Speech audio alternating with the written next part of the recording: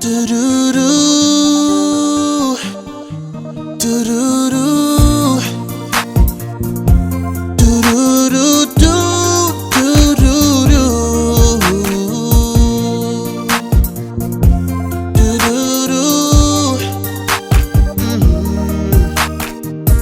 Rehefa eo ianao de totra ny mibaliky afona ny masoandro.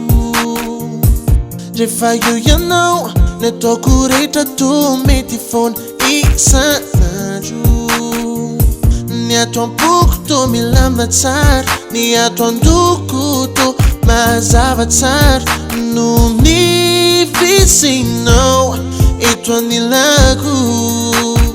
Durururu maniry mba ho tsapanao, tahaky izany foana ratry zay. Maniry fa zao sy anao mandraky zay. Ratry zay ny fisiko eo andilanao, ratry zay no iriko iaraty aminao, ratry zay ny fitiavantsika sy anao. Ka hijanona daholo zao tontolo izao. Ianao foana no eo andilako, ho antsakaikinao no iriko. Ahita zanatsika iriaria, tahaka antsika izy mba ahita fity. Tiako lony ampitso izay mety omeny fiainana antsika.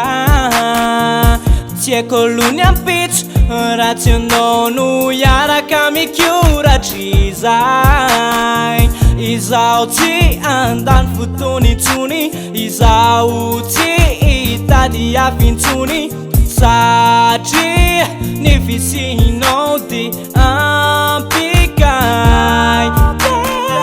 Maniry mba ho tsapanao, tahaky izany foana ratry zay. Maniry fa zao sy anao mandraky zay. Ratry zay ny fisiko eo anilanao, ratry zay no iriko iaraty aminao, ratry zay ny fitiavantsika sy anao.